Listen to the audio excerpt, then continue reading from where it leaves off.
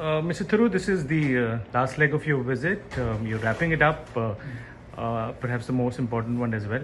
So, quickly, if we could know what have been the high points and challenges, if any, that you have encountered so far?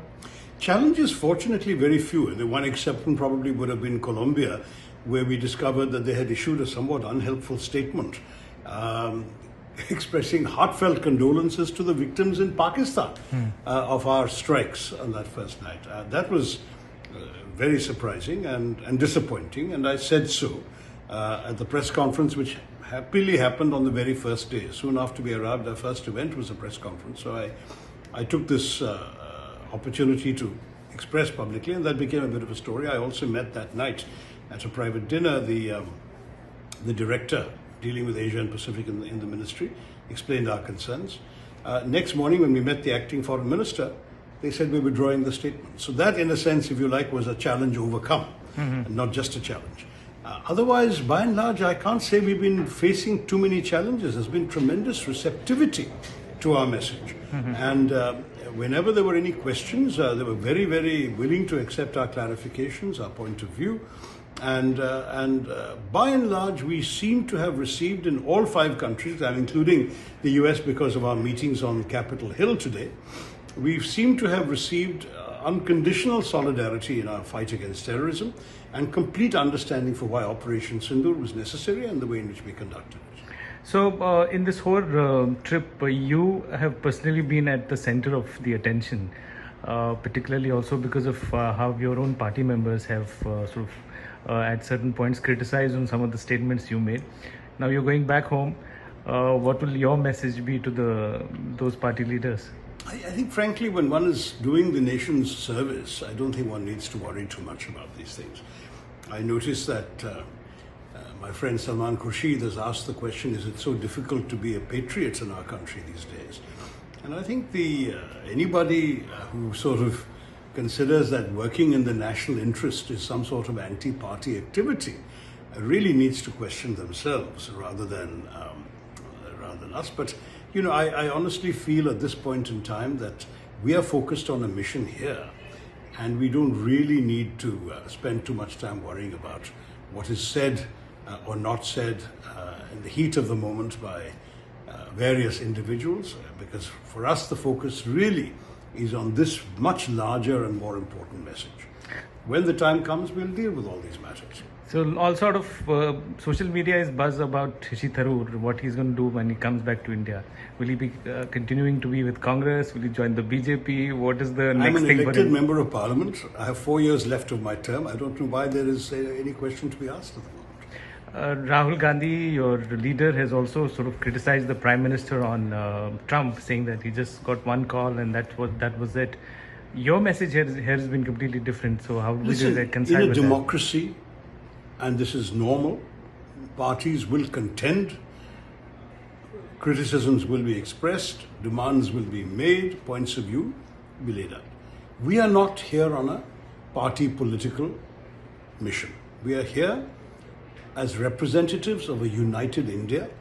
I often point out to my interlocutors that we have 5 political parties amongst my 7 MPs, and we would have had a 6th one if a lady hadn't dropped out at the last minute. We've got 3 religions, we've got 7 states. It's an incredible cross-section reflective of India's diversity, and yet we've come with a united message. So there is unity in diversity as well in this group. And to my mind, our focus has to be on that unified message, because when it comes to national interest, when it comes to national security, honestly, I think by and large the nation is united. And there is an old saying that our political differences stop at the edge of the border. Once you cross the border, you are Indian, and your other allegiances come second. You faced all sort of questions here. One of them, which was particularly peculiar, was the name of Operation Sindoor. Why do you think that question should even come to the mind of anybody, and what was your response? I understand that some people thought it was somewhat patriarchal, and I thought I should explain very clearly there's no patriarchy involved here. This is a matter of pride and honor for women. And I've met many women who think that it was a superb name to apply. Okay, so now you get going back. One way of looking at it is also that the feedback that you can give back to the country in India. So what would that be? Well, actually, I thought we'll have a much more complex feedback to give than we're getting. I mean, I would say the big themes that have emerged, first of all, is a great deal of comprehension, unconditional solidarity and support. Some have also noted that if this happens again, India will have the right to act again like this. In addition to that, in every country, there's been a larger interest in strengthening relations with India, a larger interest in Indian investment, Indian technology, Indian cooperation on a host of issues. In the developing countries, they want our expertise. Guyana, for example, we already have somebody helping setting up their forensic lab. They want us to come in and help with all sorts of other new development. They've got a lot of money coming in from oil and gas, and they're inviting India and Indians to come with labor attached to come and do the work and get things done, because they're a very small country of about 700,000 population. If you go to a country like Panama, they're trying to be more ambitious in terms of their outreach. They're offering themselves as a base for the rest of Central and South America. They want India to sort of rediscover the potential of Panama. You go to Colombia, even though, as I said, it started off slightly on an awkward foot, thereafter it all went extremely well. Conversations are first rate. And that was one place where we had a group of think tankers sitting and talking to us. And their vision for the future of Colombia includes a vision for the future of India in the region. Mm-hmm. So, everywhere we're going, Brazil, of course, is already a close friend. We are already discussing a bilateral agreement on terrorism and organized crime. So again, if you go one after the other, you're seeing nothing but positive messaging. So I wish I could go back to India and say, we have a challenge there, we have a problem here, we have to do this there. I'm going back saying, boy, we got exactly what we, would have fantasized about before we left, if this is what we were going to get. And it went very well. Now, in the US right now, the story is not over. There's still a couple of days to go. But the first day, terrific responses on the Hill. Really outstanding. And we'll see what the rest is like. The delegation hasn't, so far directly answered the question on Trump. How do you address that? I'm not necessarily having to address it, Shuja, because I'm not here to stir up any sort of complications in our relationship with the White House. We have enormous respect for the American presidency and for the American president. And I think, we don't know exactly what his folks said to Pakistan. We didn't need persuading by anybody, because our signal from day one was, if Pakistan hits back, we will hit them even harder. If they stop, we will stop.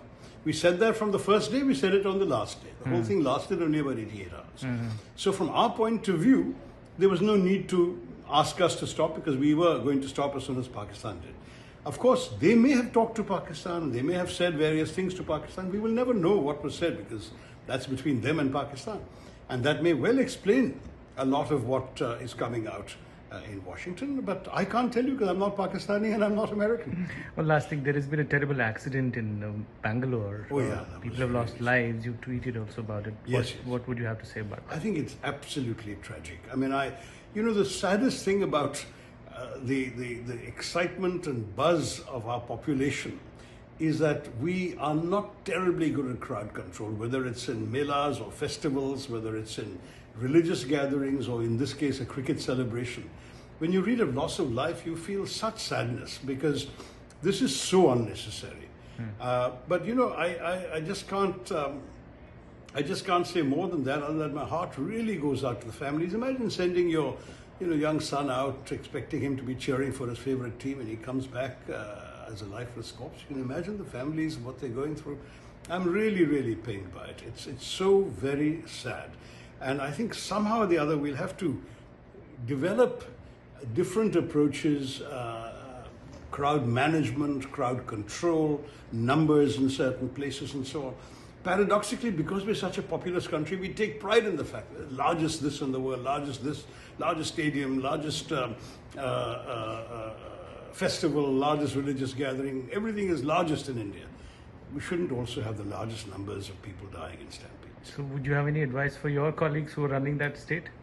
Look, I think they will do what is necessary. I'm convinced they're a very, very hardworking and professional government. I know some of the ministers are first-rate people. They will certainly do what is necessary. But the tragedy is, of course, that it happened at all. We will learn lessons from what happened, and we will presumably take steps to ensure it doesn't happen again. But what a shame that it happened. What a sad, sad thing that it